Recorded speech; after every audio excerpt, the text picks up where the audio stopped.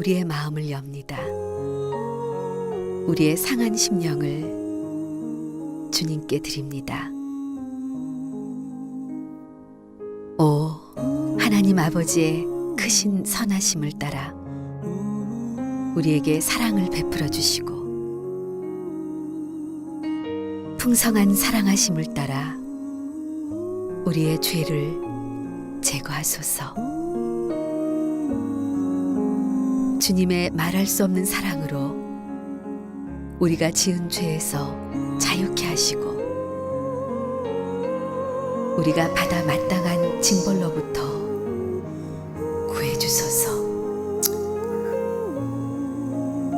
오 모든 어둠의 행실에서 구하시고 영과 육의 모든 더러움을 씻기소서. 그리하여 때가 이를 때 정결한 마음과 생각으로 오직 한 분이신 참되신 하나님을 따르게 하소서.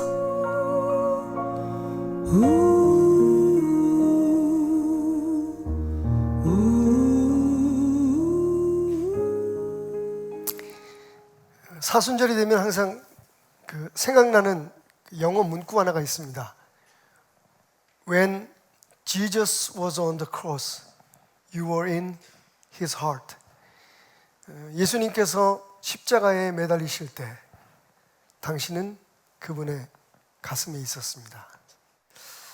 우리 함께 서로 인사했으면 좋겠습니다. 예수님 십자가에 달리실 때 당신이 그분의 가슴에 있었습니다.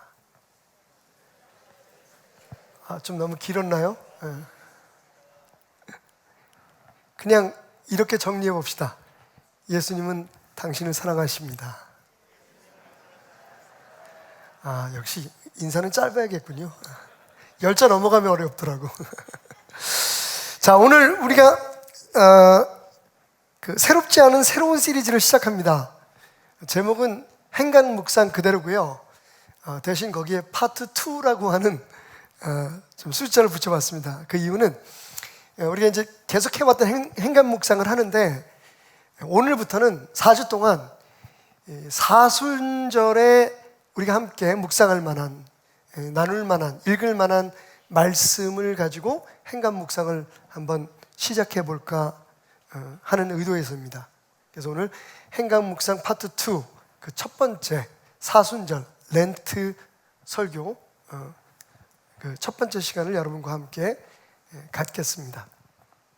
오늘 말씀은 고난주간 혹은 사순절에 우리가 한 번쯤은 꼭 묵상하는 겟세마네의 기도의 이야기입니다.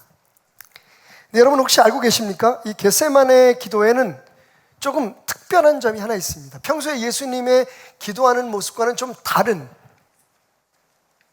그런 특이한 점이 하나 있습니다. 바로 44절 말씀에 있는데 이렇게 성경은 말하고 있습니다. 또 그들을 두시고 나가사 세 번째 같은 말씀으로 기도하신 후라고 말이죠. 마태는 예수님께서 겟세마네에서 십자가를 지시기 전 마지막 철야 기도를 하실 때에 그 간절한 기도를 하실 때에 세 번씩이나 같은 내용의 기도를 반복해서 들으셨다고 말합니다. 왜 이게 특이할까요? 왜 이게 특별할까요? 사실은 그 말씀 그대로 보면 그동안 예수님께서 가르치셨던 기도의 원칙에 위배되기 때문입니다. 어느 날 제자들이 예수님께 와서 이렇게 요청을 하죠. 우리에게 요한이 그랬던 것처럼 기도하는 법을 가르쳐 주십시오. 예수님께서 우리가 잘 아는 주님 가르치신 기도, Lord's Prayer, 주기도문을 가르치십니다. 기도의 모범으로. 근데 그 기도를 가르치시기 전에 마태복음에는요, 마태복음 6장에 두 가지의 기도의 중요한 원리에 대해서 먼저 말씀하셨음을 기록하고 있습니다. 예수님께서 기도의 두 가지의 중요한 원리를 말씀하시는데 그 첫 번째는 뭐냐면 골방 기도입니다. 어떤 상황이나 어떤 기도를 드리든지 하나님과 1대1의 기도를 드리라는 거죠. 그래서 보통 골방에 들어가서 은밀히 들으시는 하나님께 기도하라. 이게 첫 번째 원칙이었어요. 그러니까 오늘 우리 김일복 장로님이 들으셨던 예배 중 대표 기도 같은 경우도 사실은 우리 모두가 함께 하는 이 예배의 대표로 드리는 기도지만 사실 그 기도는 하나님과 우리 장로님 사이에 1대1의 기도가 되어야 됩니다.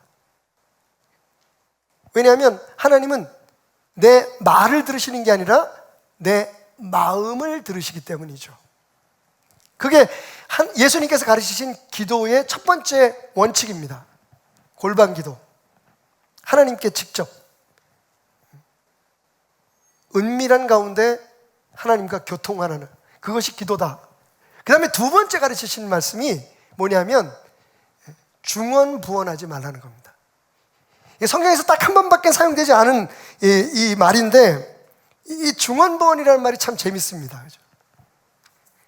제가 얼마 전까지 KBS 아나운서였던 박지훈 씨하고 팟캐스트 한 날을 진행했는데 그 타이틀이 오마이갓이었습니다. 오나의 하나님이라는 타이틀을 가지고 우리가 신앙생활하면서 꼭 한 번쯤은 풀어야 할 그런 문제들에 대해서 자유롭게 이야기하는 시간이었었는데요.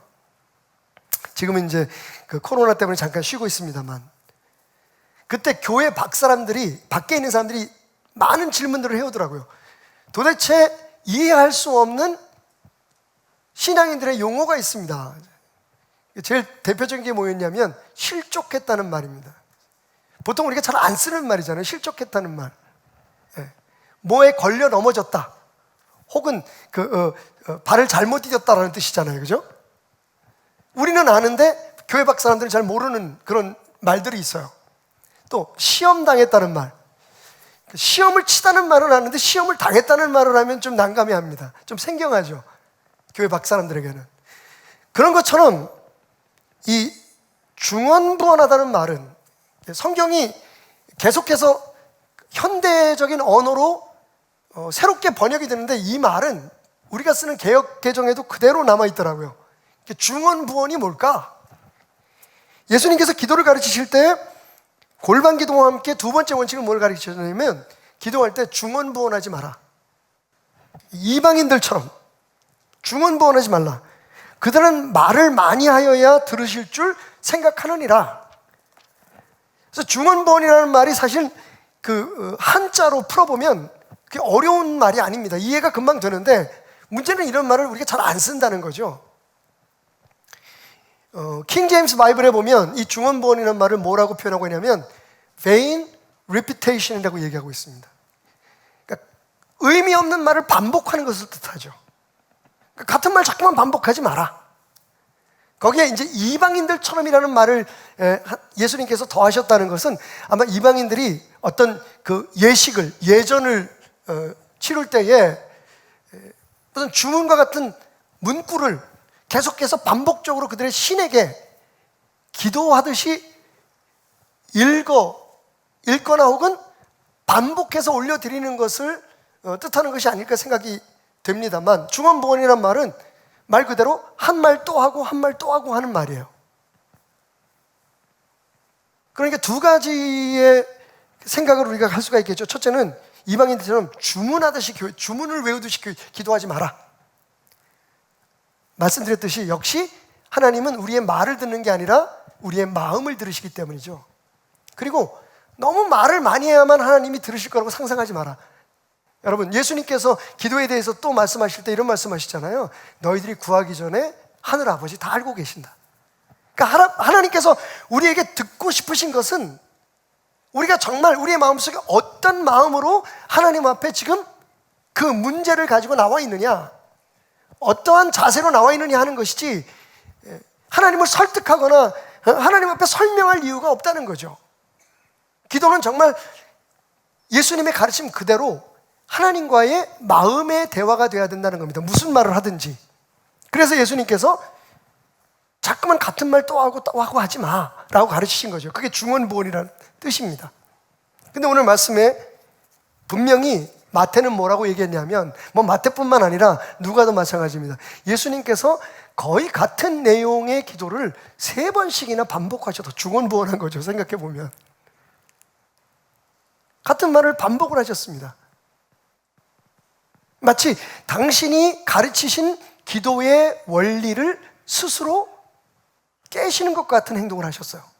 근데 왜 예수님이 이미 하나님 다 알고 계신데 말을 많이 해야 알아듣는 것도 아닌데 한 말을 또 하고 한 말을 또 하고 3번씩이나 잠들어 있는 제자들을 깨우기 위해서 잠시 기도를 멈췄다가 다시 돌아오시면 똑같은 기도하시고, 그리고 또 다시 제자들에게 가셨다가 다시 돌아오시면 똑같은 말을 하시고, 왜 3번씩이나 똑같은 기도를 들으셨을까 하는 것이 오늘 이 말씀을 읽는 우리들에게 주어지는 질문입니다.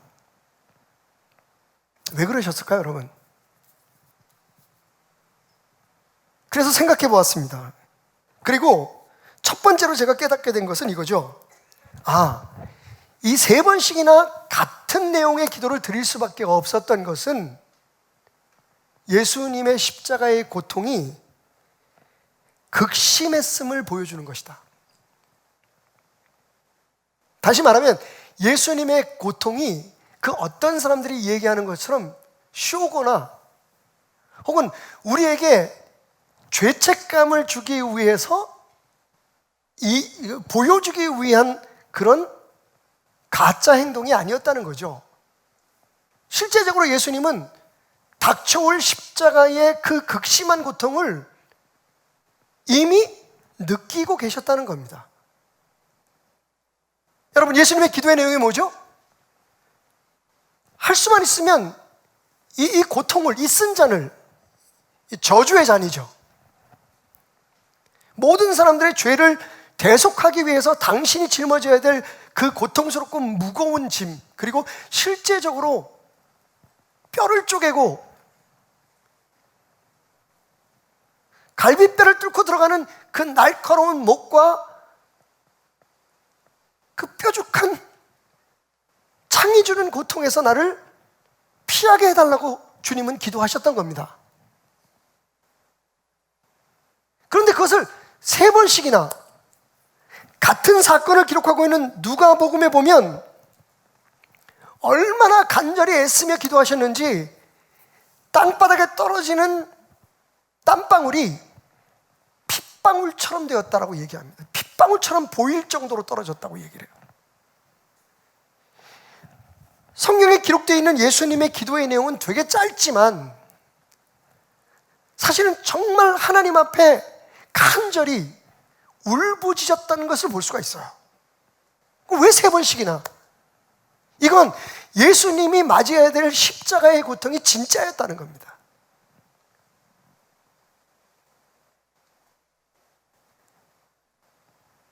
왜 이런 말씀을 제가 굳이 드리냐면, 초대교회의 가장 심각한 이단 중에 하나였던 영지주의, 우리가 보통 노스틱이라고 하죠. 이 영지주의자들이 무엇을 주장했느냐면요, 이 영지주의는 2가지의 주장을 합니다. 여러분 잘 아실 필요가 있어요.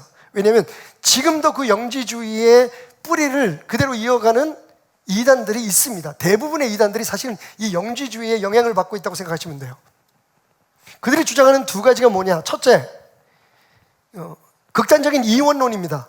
육신과, 그러니까 우리의 육체와 영혼은 분리된다는 거죠. 분리돼서 생각해야 된다는 겁니다. 육체는, 인간의 육체는 썩어져 없어질 그냥 물리적인 그런 물질이고, 사실은 중요한 게 영혼이다. 구원받는 건 영혼이다. 그러니까 우리 영혼이 구원받으면 썩어 없어질 육체로는 어떤 행동을 해도 상관이 없는 거죠. 이게 요즘 구원파가 주장하는 것 중에 하나입니다. 당신의 영혼이 언제 하나님 앞에 구원받았는지만 분명히 알고 있다면 당신의 육체로 짓는 모든 죄는 아무런 문제가 없습니다. 그래서 제가 들은 얘기지만, 제가 알기로는 그 구원파의 어떤 장로님은 정상적인 가정생활을 하지 않고 우리가 흔히 말하는 옳지 않은 그런 가정 밖에서 아내 외에 다른 사람들과의 관계를 가지고 있다는 겁니다. 근데 그건 하나님 앞에 죄가 안 되는 거예요. 그 사람들의 주장으로 얘기하면. 왜? 영혼은 이미 구원을 받았으니까 내 육체로는, 어차피 육체는 썩어서 없어지는 거니까 어떻게 사용하든지 상관없다는 거죠. 어떻게 들으면 참 편리하기는 해요, 그죠? 자, 그래서 이 사람들이 주장하는 게 뭐냐? 예수님의 십자가에 대해서. 예수님이 이 땅에 오실 때 육체는 그냥 빌려서 오신 거라는 겁니다. 그러니까 예수님은 하나님이시기 때문에 영으로 이 세상에 오셨고, 육체는 그냥 예수님이 빌려 사용하셨던 거다. 그래서 십자가에서 죽음은 예수님이 직접 고통을 당하신 게 아니라 예수님이 빌려 쓰고 있는 그 육체가 고통을 받은 거죠. 그러니까 예수님은 고통을 받지 않으신 겁니다.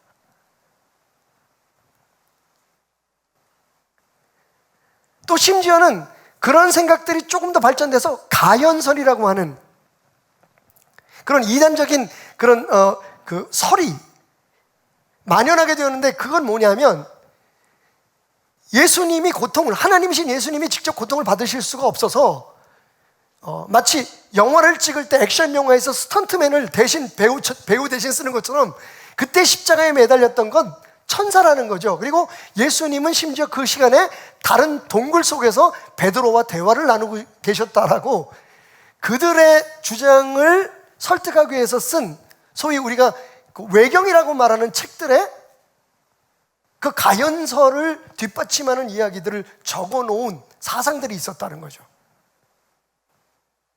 그러니까 그들의 주장에 의하면 십자가의 사건은 진짜 있었지만 그 십자가에 매달린 건 예수님이 아니었다는 거예요. 쇼였다는 겁니다. 뭘 위해서? 바로 우리 같은 그분을 따르는 사람들에게 죄에 대한 무거운 죄책감을 갖게 하고, 그분의 십자가의 은혜로 구원받았다고 하는 부담감을 갖게 하기 위해서 사실은 하나님이신 예수님이 그냥 보여주기식의 가짜의 연출을 하셨다는 거죠.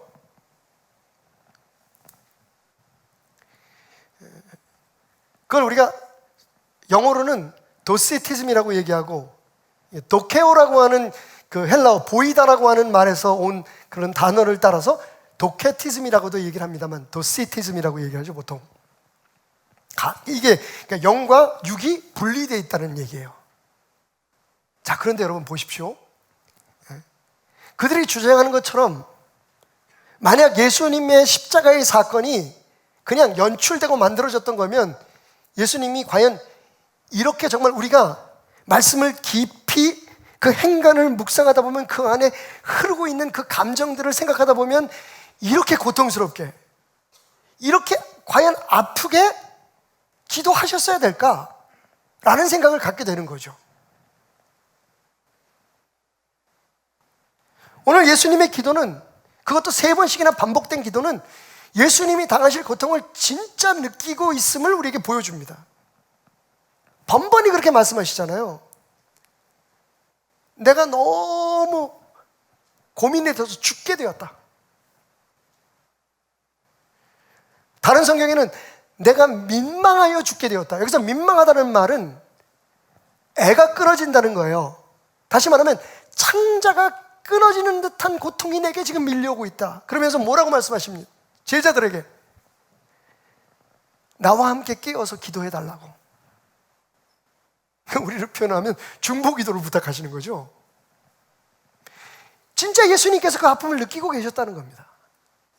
그것도 3번씩이나 땀방울이 땅에 떨어지는 핏방울처럼 떨어지는, 옆에서 기도하는 예수님의 모습은 제자들의 고백입니다. 마치 예수님의 이마에서 떨어지는 땀방울이 그냥 송송송송 고일 정도가 아니라 뚝뚝 떨어지는데, 눈물방울과 함께 떨어지는 그 방울이, 그 물방울이 마치 피가 떨어지는 것처럼 보였다라고 얘기를 할 정도니까요. 쇼레맨이 이렇게 간절히 기도하셨겠어요? 쇼레맨이 이렇게 아파하셨겠습니까? 여러분, 이 영지주의가 주장하는 두 번째 그들의 주장은 자신들만이 알고 있는 지식이 있다는 거죠. 원래 노스틱이라고 하는 말은 그노시스라고 하는 말에서 온 건데, 그노시스라는 말은 지식이라는 뜻이에요. 다른 목사는 몰라, 다른 설교자는 몰라, 다른 종교자들은 몰라. 나만 깨닫고 있는 게 있어. 나만 알고 있는 게 있어. 우리 교회만 알고 있는 게 있어. 어디서 많이 들어본 소리 같으십니까? 주의하셔야 됩니다. 이 노스틱의 두 가지 특징 중에 하나가 아까 말씀드린 극단적인 이원론과 함께 자기들만 알고 있는 지식의 단계가 있다고 주장하는 겁니다. 이게 보통 구원파나 신천지나 하나님의 교회나 통일교회에서 주장하는 것들이죠. 우리 선생님만, 우리 교주님만, 우리 아버지만 알고 있다는 거예요.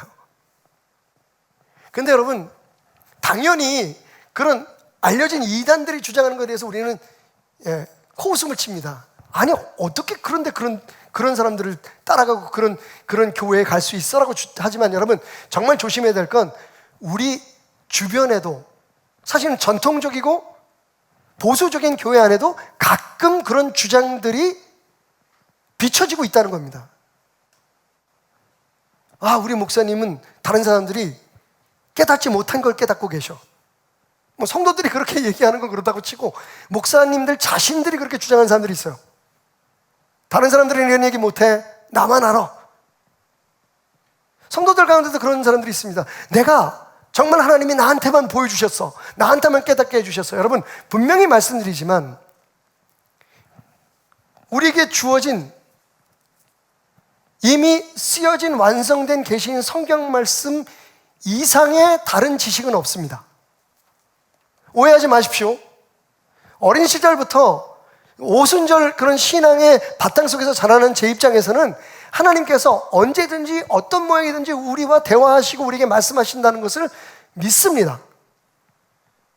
근데 중요한 건 그 어떤 경우의 영적인 경험이든 그것을 우리에게 주어진 말씀, 즉 성경이라고 하는 이 하나님의 계시 안에서 다시 해석하고 풀어가지 않는다면 그건 여러분 영지주의 이단의 버금가는 실수를 범하는 겁니다.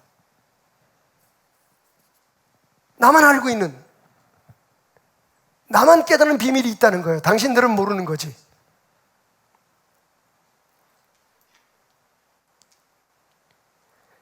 저는 남들보다 영적으로 하나님 앞에 큰 축복을 받은 사람들을 존경하고 존중합니다.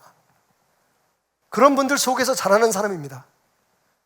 그럼에도 불구하고 분명히 오늘 이 예수님의 기도를 생각하면서 여러분들에게 꼭 짚고 넘어가고 싶은 것은, 예수님도 사탄을 물리치실 때는 하나님의 말씀으로 물리치셨다는 것을 기억하시기 바랍니다. 사람들에게 교훈하실 때도 그 당시까지 주어졌던 말씀, 구약 성경의 말씀들을 인용하시면서 하나님의 나라를 설명하고 하나님의 계획들을 풀어주셨고 당신이 메시아임을 증거하셨다는 것을 기억하시기 바랍니다.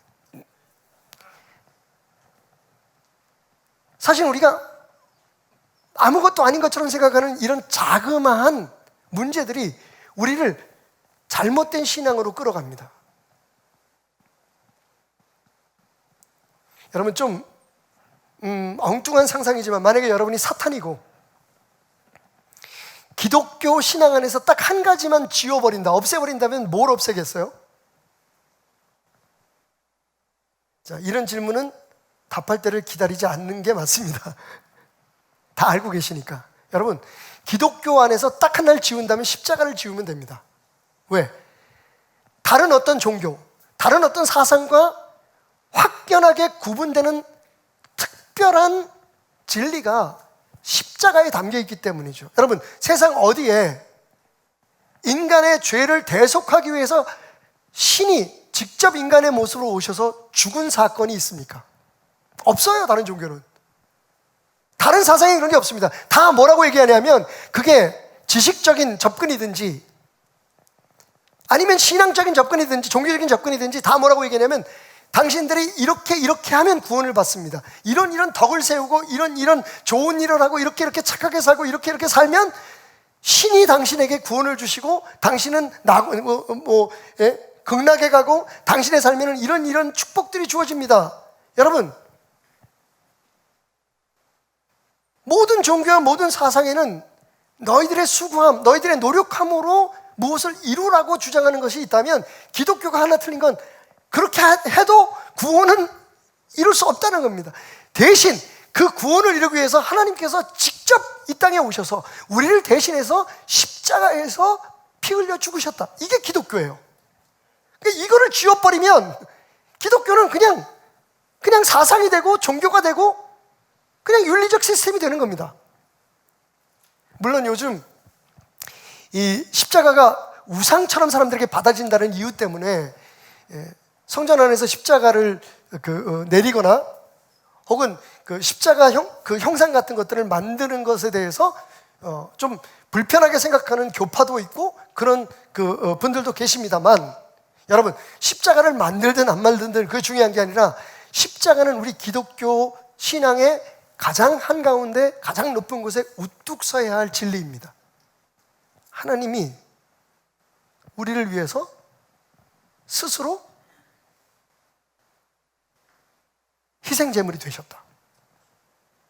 사탄은 그걸 지워버리려고 하는 거예요. 그게 바로 초대교회의 노스틱, 영지주의의 도세티즘이었고, 그리고 지금 십자가 예수는 실패한 메시아다, 그래서 내가 왔다라고 주장하는 문성명이나 혹은 자기가 하나님이라고 주장하는 안산홍이나 이만희 같은 사람들이 주장하는 게 그겁니다. 여러분, 십자가에 대한 이 확실한 믿음이 없이는 항상 우리는 위태로울 수 있어요. 또 한 가지, 하나님의 말씀에 대한 전적인 신뢰가 없이는 우리는 언제든지 잘못된 방향으로 흘러갈 수 있습니다. 사탄은 우리의 약함을 정확하게 알고 있거든요.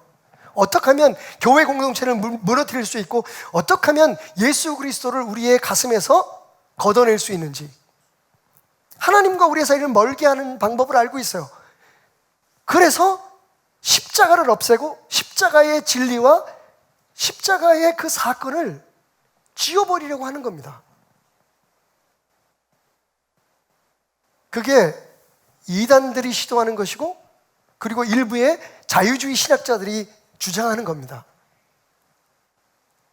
알고 그러는지 혹은 모르고 그러는지, 여러분 분명히 아십시오.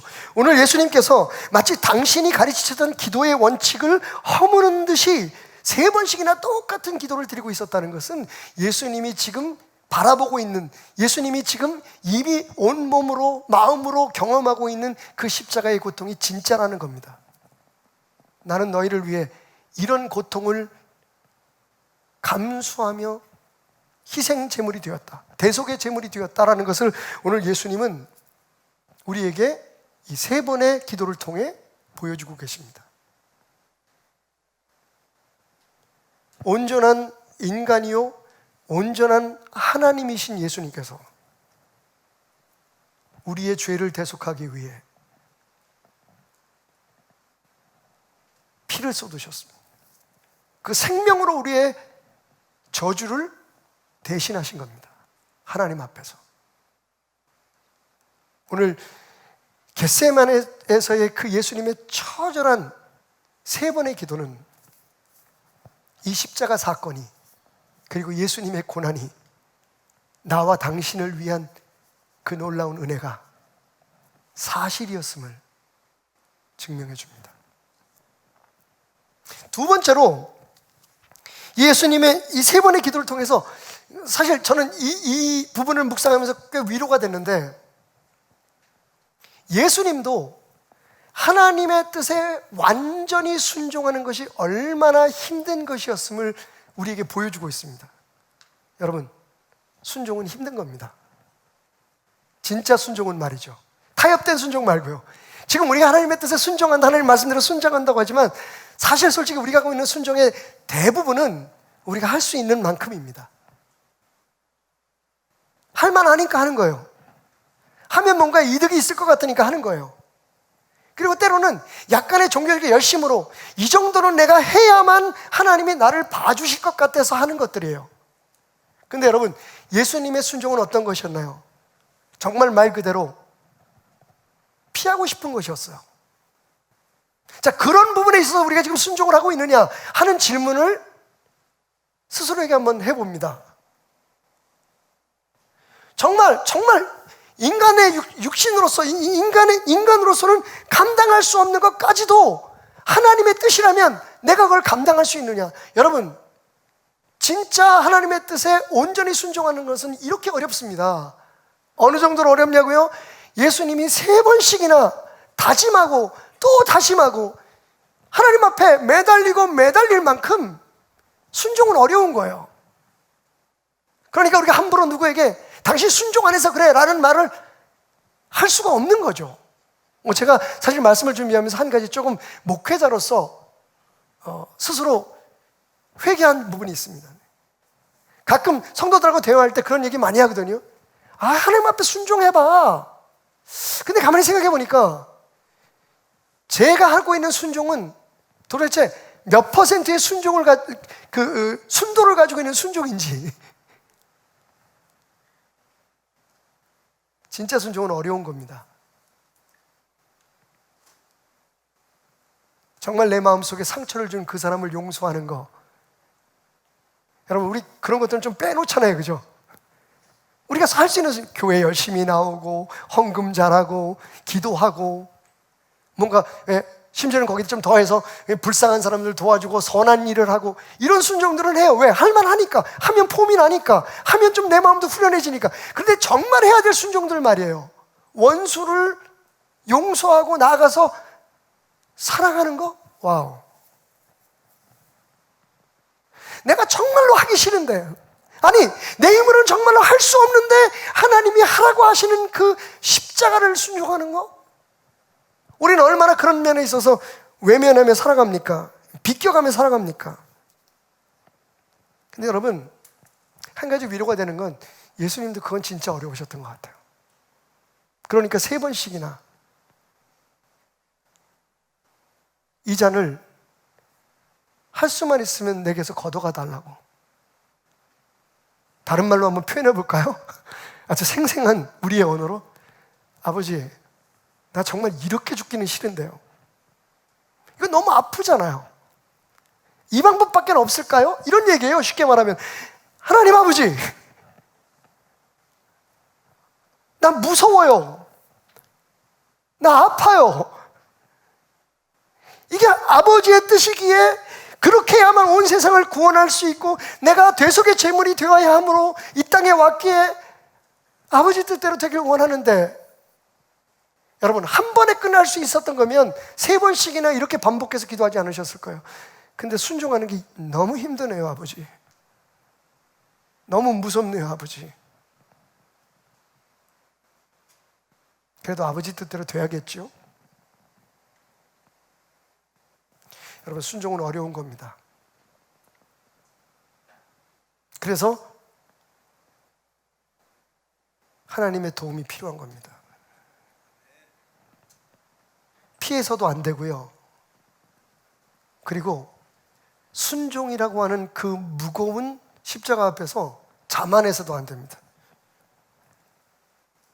우리는 순종한다고 하지만 막상 예수님의 말씀처럼 날마다, 여러분, 날마다 우리 자신을 부인하고 십자가를 지고 있는지 생각해 봐야 합니다. 순종은 어려운 겁니다. 예수님에게도. 그러니 우리에게도 당연히 어려울 수밖에 없겠죠. 하지만 포기하지 말아야 할 것입니다. 예수님처럼 매일매일 감당할 힘을 달라고, 내 뜻대로 마옵시고 아버지의 뜻이 이루어지기를 원한다고 우리 자신을 내어드리며 기도하는 여러분 되시기 바랍니다. 그리고 너무 실망하지 마십시오. 순종하지 못하는 당신의 모습을 보면서. 예수님도 그렇게 어려우셨는데 당신 지금 잘하고 계십니다. 저한테도 가끔 칭찬을 해주십시오. 목사님, 잘하고 계십니다. 여러분, 제가 100% 순종하고 있다고 말하기는 참 부끄럽습니다. 근데 하려고 하잖아요. 믿음이 없다면 순종하려고 몸부림도 안 치겠죠. 순종할 힘을 달라고 예수님처럼 기도하지도 않겠죠. 여러분, 예수님이 흔들렸다고, 예수님이 아파했다고, 예수님께서 3번씩이나 하나님 앞에 기도했다고 예수님이 믿음 없다고 얘기할 사람은 없습니다. 진짜 믿음은 무엇입니까? 완성된 상태가 아니라 그 하나님의 뜻을 이루기 위해서 나아가는 우리의 발걸음, 그 과정입니다. 흔들리는 거 믿음입니다. 당신 잘하고 있습니다. 지금 포기하지 않으면 당신은 잘하고 있는 겁니다. 타협하지 않는다면 당신은 지금 믿음을 갖고 있는 겁니다. 이런 예수님의 모습 속에서 우리는 용기를 내야 합니다. 우리 자신을 칭찬하면서, 때로는 우리 자신을 격려하면서, 여러분, 지금 하나님의 뜻인 것을 알면서도 제쳐놨던 것들, 하나님의 뜻이면서도 알면서도 여러분 피하려고 하는 것들을 끝까지 포기하지 말고, 흔들리지만, 넘어지지만 계속 하나님이 매일매일 공급해 주시는 힘이 필요하지만 끝까지 순종하려고 몸부림치는 여러분의 모습 속에 예수님께서 마침내 십자가를 지심으로 온 세상을 구하셨듯 여러분의 그 순종하려고 하는 몸부림이 여러분 자신은 물론이고 여러분들이 사랑하는 가족들과 자녀들, 여러분 주변의 모든 사람들과 교회에 큰 은혜와 축복을 가져오게 될 것입니다. 100% 순종. 책에는 가끔 그런 제목을 붙인 책들이 있더라고요. 근데 여러분, 예수님도 흔들리셨는데, 예수님도 힘겨워하셨는데 용기를 냅시다. 순종하려고 몸부림치는 것 그 자체가 순종임을 믿으시기 바랍니다.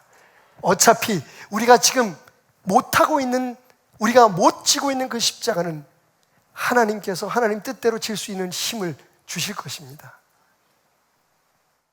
예수님처럼 포기하지 않는다면 말이죠. 마지막 3번째로 이 말씀을 통해서 우리가 깨닫는 것은, 그래서 우리가 이 예수님의 3번의 기도가 보여주는 것처럼 하나님 앞에 정직해야 한다는 겁니다. 다른 말로 말씀드리면 예수님의 이 3번의 기도는 하나님 앞에 정직했던 그분의 모습을 보여줍니다.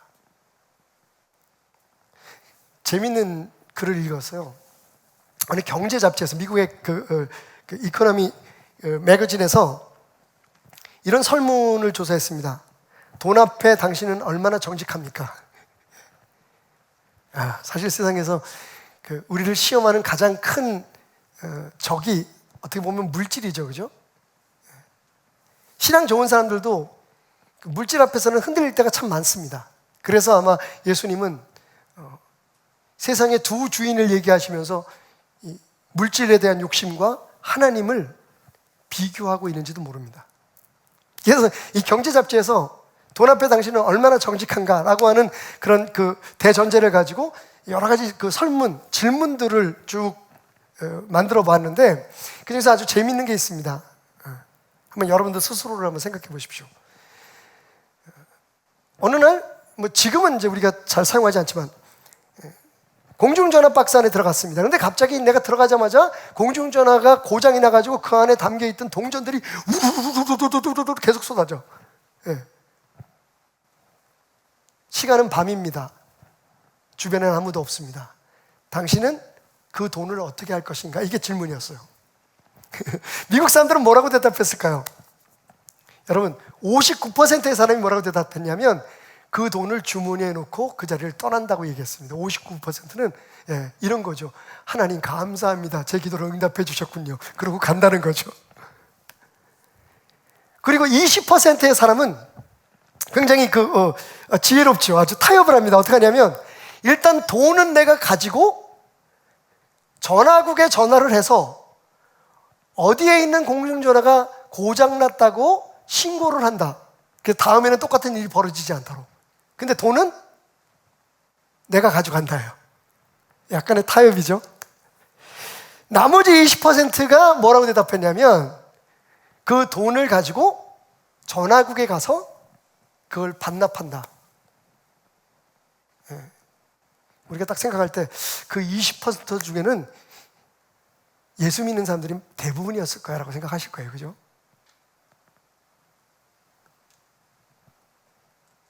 여러분, 요즘 유튜브 같은 데 보면 뭐 우리는 별거 아닌데 되게 외국인들이, 특히 미국 사람들이나 뭐 그 오스트레일리아에서 온 사람들이 되게 놀라는 일이 하나가 있는데, 그게 뭐냐 하면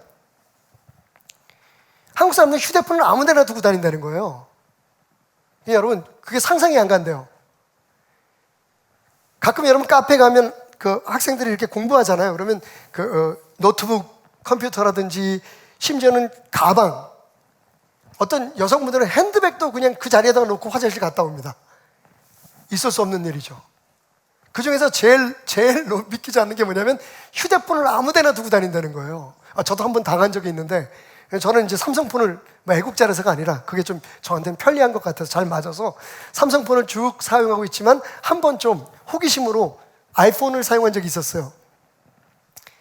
근데 그때 마침 미국에서 그 집회 요청이 있어가지고 미국에 부흥회를 갔다가 잠깐 정말 맛있는, 뉴욕이요, 정말 맛있는 햄버거가 있다고 해서, 여러분들 잘 아시는 그 브랜드입니다. 햄버거가 있다고 해서 그 앞에 차를 잠깐 세워놓고, 뉴욕에 뭐 차 세우기가 쉽지가 않습니다.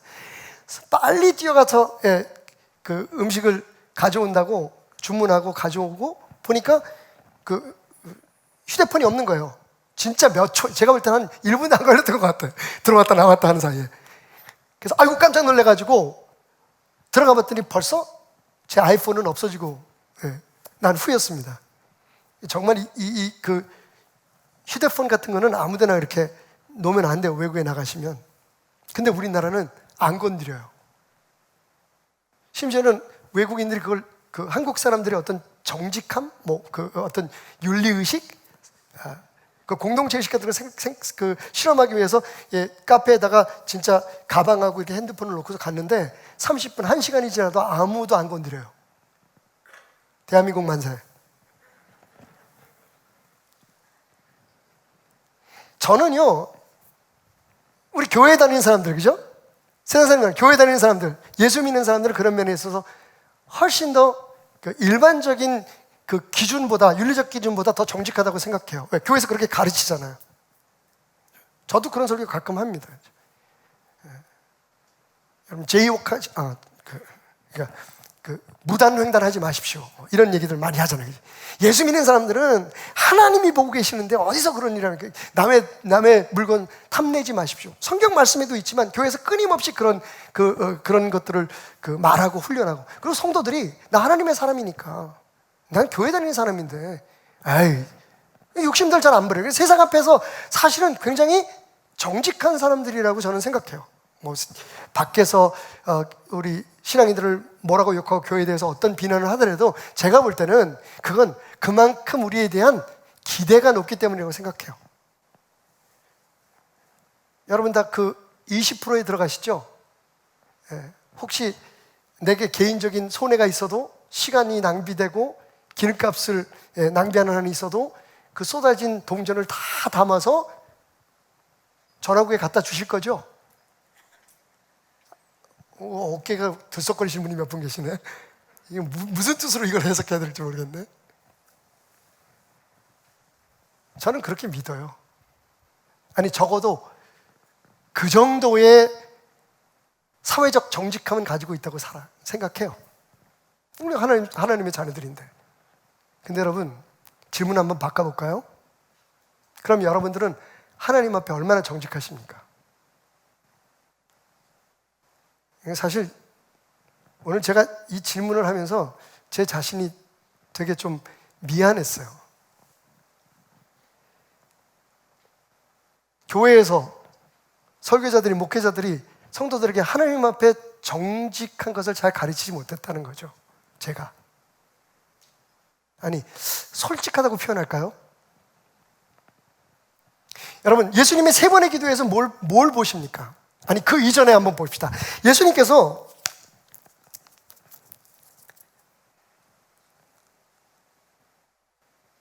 감람산에 있는 겟세마네라는 곳에 가셔서 제자들에게 제일 먼저 하신 말씀이 뭔지 아십니까?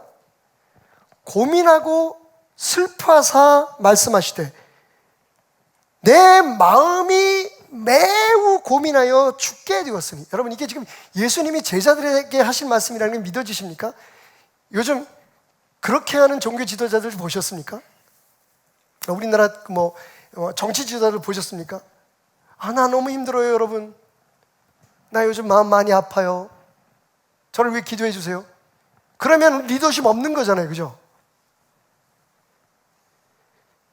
나 말이야, 옛날에 신학교 다닐 때 내가 학생회장했어. 내가 공부도 잘하고 나는 박사학위도 있고. 사람들 앞에 뭔가 내가 강하고 당신들은 나한테 배울 게 있다. 나를 따라올 만한 충분한 이유가 있다고는 강함이라든지 뭔가 좀 완전함을 보여줘야 사실은 그게 리더십이라고 생각하잖아요, 그죠?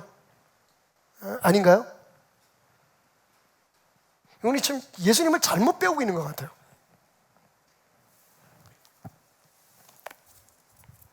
근데 여러분, 이게 제자들에게 대한 솔직함이 아니었습니다. 제자들에게 대한 자신의 정직함이 아니었고, 거기서 끝난 게 아니라, 여러분, 3번 하나님 앞에 기도했잖아요. 3번 기도의 내용이 뭐라고요? 될 수만 있으면 이 쓴 잔을 내게서 거둬달라는 거였어요. 다시 한번 말씀드릴까요? 우리들의 언어로, 하나님, 나 이렇게 죽기 싫어요. 이건 너무 아프잖아요. 좀 다른 방법 없나? 아버지, 이러시면 안 되잖아요.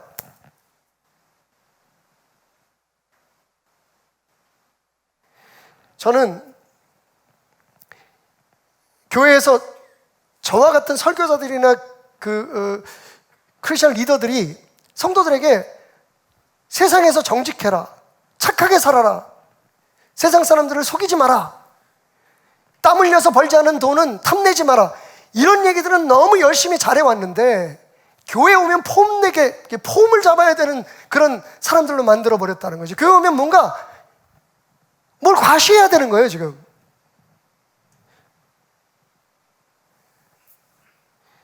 목회하면서 가장 마음 아픈 부분이 뭐냐면 사람들이 자기의 마음을 안 여는 거예요. 교회 안에서 약한 모습을 안 보이려고 하는 거예요. 좋습니다. 사람마다 다 다르니까. 근데 여러분, 문제는 이게 하나님 앞에서까지, 하나님 앞에 나와서 진짜 힘들고 어려운데 울 줄 모르는 거예요. 자기의 약함을 안 보여주는 거예요. 심지어는 어떤 분이 너무 삶이 힘들어서 사업이 안 되고 그래가지고 우리 교회 새벽 예배에 안 나오던 새벽 예배, 그러니까 가끔 나와야 된다니까, 안 나오다가 나와가지고 막 엉엉 우니까 금방 교회 안에 소문이 퍼지는 거예요. 무슨 문제 생겼다고. 원래 교회가 그런 곳인가요? 근데 그런 데는 솔직히 저나 우리 장로님들 같은 그런 교회 리더들의 문제가 있습니다. 우리는 강한 모습을 보여주잖아요, 그죠? 나는 마치 모든 걸 다 알고 있는 사람인 것처럼, 나한테 오면 답을 얻을 수 있는 것처럼 우리 교구장님들은 그렇게 행동을 해야 되잖아요. 그래야 성도들을 끌고 가는. 아니, 나보다 못한 사람, 나보다 약한 사람을 어떻게 따라가? 사람들에게 그렇게. 그래서 제가 여러분, 베들교회 처음 와가지고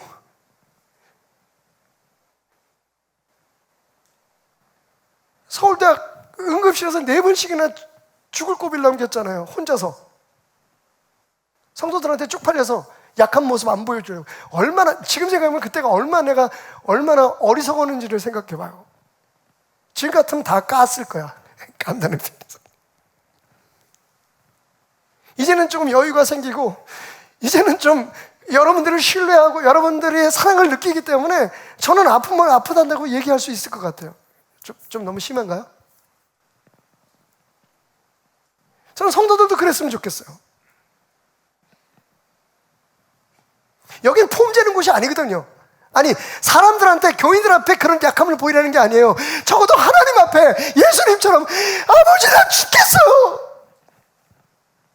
나 너무 힘들어요. 이상하게 우리 문화적인 이유인가요? 사람들 앞에서는 정직하려고, 사회적으로는 정직하려고 하면서 여러분, 가장 가까운 가족들에게는 내 마음을 솔직하게 정직하게 보여주지 못해요. 그럼 무시당할 것 같은가요? 사람들한테는 그럴 수 있어요. 하지만 왜냐하면 사람끼리의 관계니까. 그렇지만 여러분, 하나님 뭐라고 말씀하십니까? 네 아픔, 네 상처, 네 약한 거 쏟아놓아라. 여러분, 성경을 읽어보시면 모세 같은 그런 정말 위대하고, 여러분 상상을 해보십시오. 그분의 리더십이 와우, 200만이나 되는 그 불평투성이 원망투성이 사람들을 끌고, 어린아이부터 노인들까지 그 사람들을 끌고 40년 동안을 광야에서 아무것도 보장되지 않은 삶을 살면서 그들을 이끌었다면 그분의 리더십이 얼마나 대단하겠습니까? 그런데 여러분, 모세가 하나님 앞에 엎어집니다. 그 순간이 하나님 앞에 인정받는 시간이었어요. 뭐라고요? 차라리 날 죽여주십시오라고. 모세의 능력은 지팡이에 있었던 게 아니라 그의 눈물에 있었습니다. 그 눈물 때문에 하나님이 그 손에 지팡이를 쥐게 하신 거죠. 다윗? 우리가 어린 주일학교 학생들에게 가르치는 것처럼 돌팔매 던져서 구척장시 3m가 되는 그 골리앗을 넘어뜨릴 만큼 강인한 그 다윗만을 성경은 이야기하지 않습니다. 여러분, 시편에 보세요. 시편 가운데 가장 많은 부분을 차지하고 있는 다윗의 기도를 보면 별 얘기 다 있습니다. 심지어는 하나님 앞에 원수들 쳐 죽여달라고 막 얘기를 하고요. 진짜 욕만 없을 뿐이지. 몰라, 또 다윗이 욕을 했을지도 몰라. 하나님 앞에 욕하면 안 되지. 근데 정말 할 말 못할 말 다 해요. 하나님, 쟤네들이요, 나 하나님 믿는데 왜 이러냐고 매일매일 욕해요. 그래서 나는 말도 못하고 매일매일 슬픔의 눈물로 매일매일 음식을 삼아서, 그렇잖아요. 하나님 믿는 사람들이 이렇게 어렵고 실패하고 잘 안 된다는 얘기 들리면 하나님 망신당하잖아요. 여러분, 다윗 하나님 앞에 심지어 뭐라고 기도하는 줄 아십니까? 제 말로 번역하면 이렇게 얘기해요. 하나님, 이제 제발 저 좀 그만 내버려 두세요. 나 좀 그만 내버려 두세요. 난 너무 힘들어서 죽겠어요.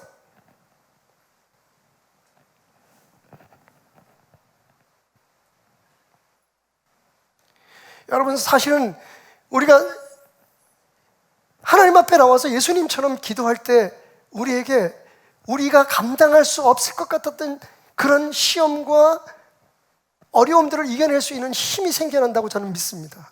그게 예수님의 3번의 기도가 우리에게 가르치는 가장 중요한 진리인 것 같아요.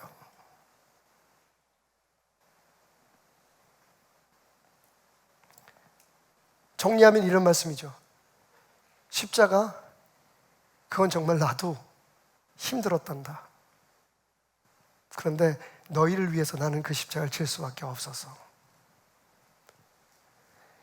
하나님의 뜻에 순종하는 것, 말도 말아라. 얼마나 힘들었는지 내가 하나님 앞에 엉엉 울며 통곡했단다. 내 온몸에 물이 다 핏방울처럼 떨어질 때까지 나는 매달리고 또 매달렸지.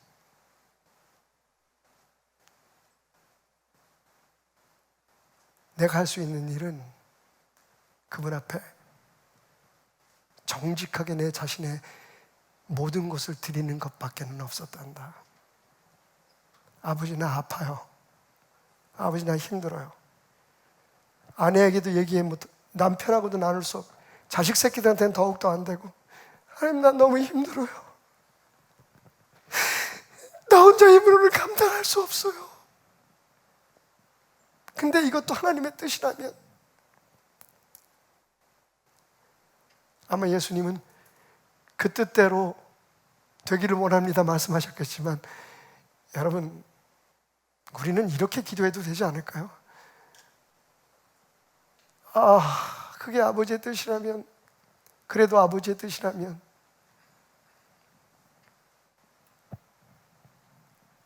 여러분, 하나님 앞에 예수님처럼 솔직하십시오. 하나님이 원하는 마음이 그것이라고 다윗은 얘기하고 있지 않습니까? 여러분, 정말 우리의 세를 과시하고 우리의 능력을 과시하고 우리 베델교회가 얼마나 좋은 교회인지, 얼마나 좋은 성가들을 가지고 있고, 얼마나 멋진 장로님들이 있고, 얼마나 많은 사람들이 모이는지, 여러분, 그 수양의 제사와 그 완벽한 제사들의 퍼포먼스, 제사장들의 퍼포먼스가 하나님의 마음을 기쁘게 하지 않는다고 얘기합니다. 하나님이 정말 원하시는 것은 번제도 아니고 산 제사도 아니고 내 상한 마음이다. 예수님은 겟세마네에서 그 상한 마음을 아버지께 드린 거예요. 3번씩이나 기도하고 또 진정이 안 되니까 또 가서 기도하시고 매번 같은 말씀으로. 이건 여러분 중언부언이 아닙니다. 이건 오히려 더 깊이, 더 간절히 하나님의 마음을 향해 파고드는, 연약한 인간으로서의, 한 인간으로서의 예수님의 진실된 모습을 보여주고 있는 정말 아름답고도 용감한 모습이었습니다. 그리고 주님은 우리에게 부끄럽지 않게 그 기도를 가르치십니다. 야, 순종, 나도 힘들었어. 우리 한번 해보자. 그렇게 하나님 앞에 기도하면서 자꾸만 그분과 교통하면서 하면 승리할 수 있어. 나처럼. 하나님 앞에 더 정직해, 더 솔직해져. 내 마음을 쏟아놓으렴. 내 상한 마음을 내려놓으렴. 가족들도 못 들어주고 그 누구에도 할 수 없는 그 모든 말들과 그 감정들, 하나님은 알고 계셔. 내가 어떻게 이겼겠니, 십자가를. 하나님 앞에 그 정직함으로, 그 솔직함으로, 그 눈물로 승리할 수 있었단다. 여러분, 겟세마네는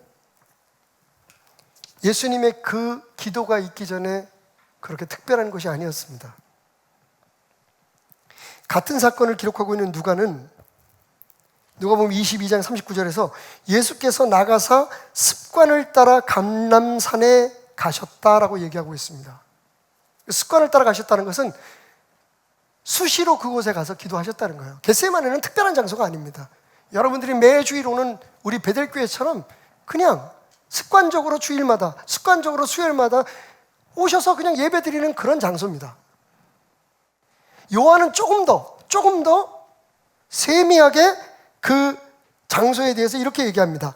예수께서 이 말씀을 하시고 제자들과 함께 기드론 시내 건너편으로 나가시니 그곳에 동산이 있는데 제자들과 함께 들어가시니라. 그곳은 가끔, 여러분, 요한은 가끔이라는 말씀입니다. 가끔 예수께서 제자들과 모이시는 곳이므로 예수를 파는 유다도 그곳을 알더라. 여러분, 유다가 예수님을 팔 때 어떻게 겟세마네 동산으로 왔을까요? 알고 있었던 곳이라니까요. 익숙한 곳이에요. 예수님이 항상 기도를 거기서 하셨다는 거예요. 그러니까 겟세마네는 특별한 곳이 아닙니다, 여러분. 우리가 겟세마네 기도, 그날의 예수님의 기도만 생각하니까 이게 특별한 곳이지, 겟세마네는 항상 예수님이 가셔서 제자들과 함께 이야기도 하시고 하나님을 찬양도 하시고 기도도 했던 바로 그런 익숙한 장소예요. 말하자면 제자들은 겟세마네 동산에 몇 번 버스를 타고 가야 되는지, 전철은 몇 번 갈아타고 몇 호선을 타야 되는지, 어떤 길로 운전을 해서 가야 되는지 너무 잘 알고 있었다는 거죠. 여러분들이 매주 교회에 나오는 것처럼. 근데 여러분, 그곳이 이렇게 특별한 곳으로 바뀝니다. 세상을 구원하고 십자가를 이겨낼 수 있는 힘을 얻는 바로 그런 기도의 장소로 바뀝니다. 어떻게 해요? 하나님 앞에 솔직할 때. 할 수 있다고 폼재고 나만 따라오라고 큰 소리 치지 말고 그저 하나님과 사람들 앞에, 정말 이 교회에서만은, 우리 베델교회에서만은 자기 있는 모습들을 그대로 함께 나누고 서로를 위해서 기도해 줄 수 있는 그런 곳이 될 때에, 바로 그날 밤처럼 그런 진실한 예배와 그런 진실한 고백들이 이어질 때에 베델은 여러분의 삶의 승리의 현장이 될 것입니다. 아파하고 힘들어하는 여러분의 있는 모습 그대로 손을 뻗어 붙들어 주셨던 그 하나님의 손길을 느끼는 그런 곳이 될 겁니다. 혹 오늘이 그날이 될 수 있지 않을까요? 아니면 또 언제가 그런 날이 될 수 있을까요? 여러분, 하나님께만은 정직해야 됩니다. 잘 믿는 척 순종할 수 있는 것처럼 하지 말고 그냥 약함을 있는 모습 그대로, 예수님이 3번씩이나 하나님 앞에 엉엉 울며 엎어졌듯이 그런 예배, 그런 기도, 그런 무릎이 여러분을 세상 앞에 굳건히 일어서게 할 것입니다.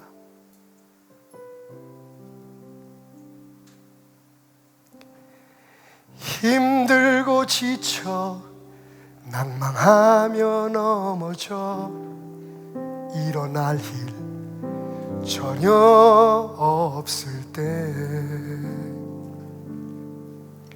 조용히 다가와 손 내며 주시며 나에게 말씀하시네. 때로는요, 나에게 실망하며 내 자신 연약해 고통 속에 눈물을 흘리네. 못자국 난 그 손길 내 눈물 닦아주시며 나에게 말씀하시네. 너는 내 아들이라, 너는 내 아들이라. 오늘날 내가 너를 낳았도다. 그 겟세마네의 피눈물로 십자가의 그 고통으로 나의 딸이라, 나의 사랑하는 내 아들이라.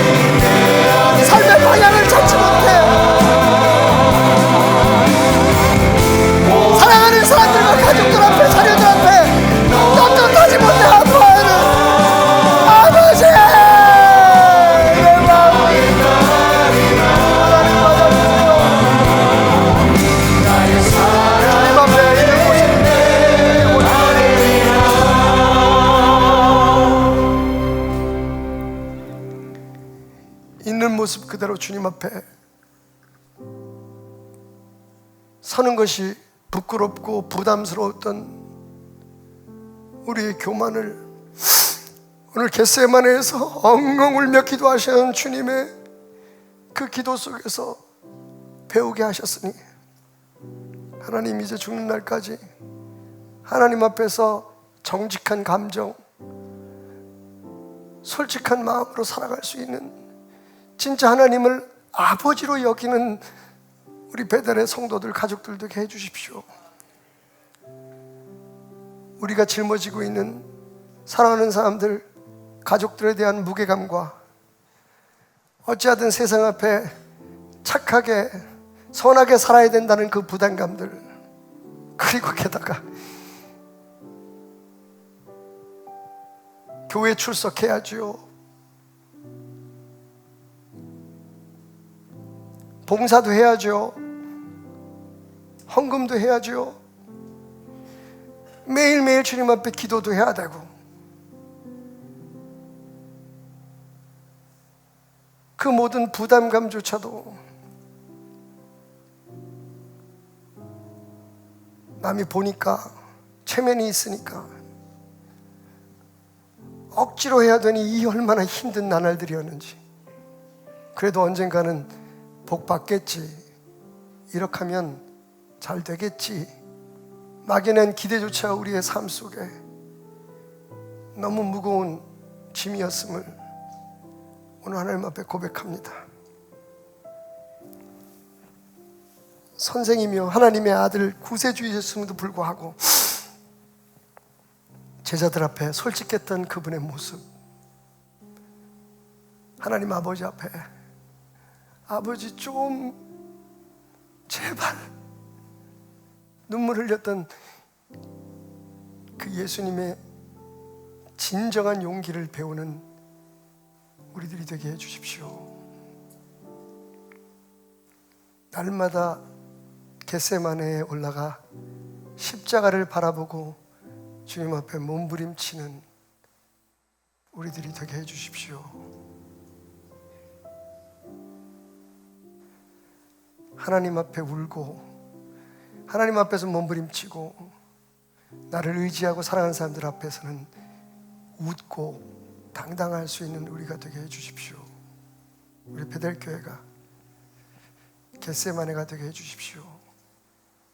폼죄고 자기 나타내고 과시하는 사람들이 하나님 앞에 무너지는 곳이 되게 해주시고, 연약함을, 부족함을, 아픈 상처를 그저 솔직히 드러내고 서로 부둥켜 안고 울어줄 수 있는 겟세마네가 되게 해주십시오. 매일 찾아오는 예배지만, 매일 어찌하든지 참석하려고 애쓰는 예배들이지만, 그 예배 하나하나가 이후로는 우리에게 겟세마네의 현장이 되게 해주십시오. 오늘도 주님 앞에 물질 드립니다.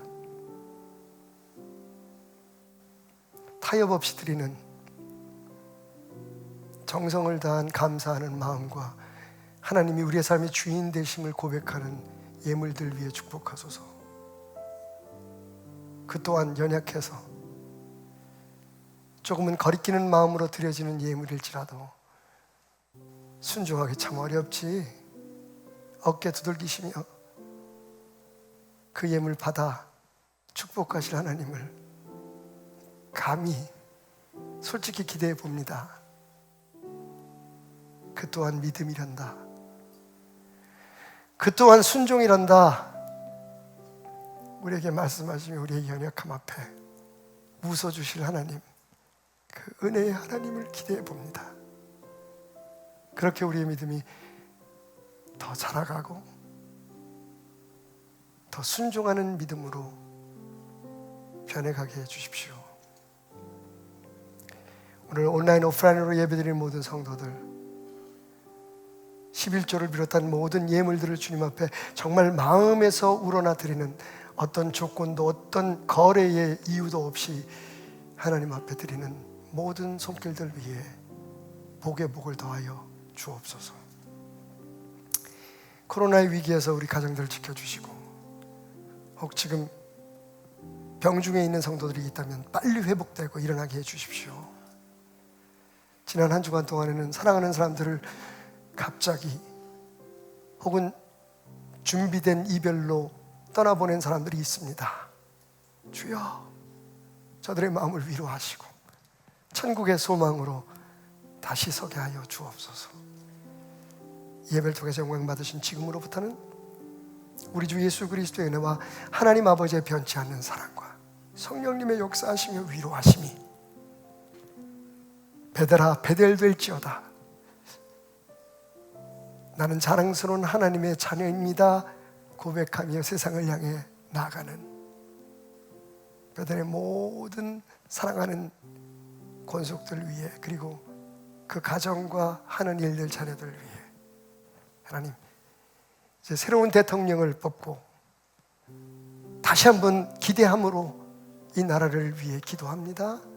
조국 대한민국 위해, 그리고 그곳에 희망인 교회들 위해 영원히 함께 하시기를 축원하옵나이다. 아멘. 할렐루야. 모든 영광을 살아계신 하나님 아버지,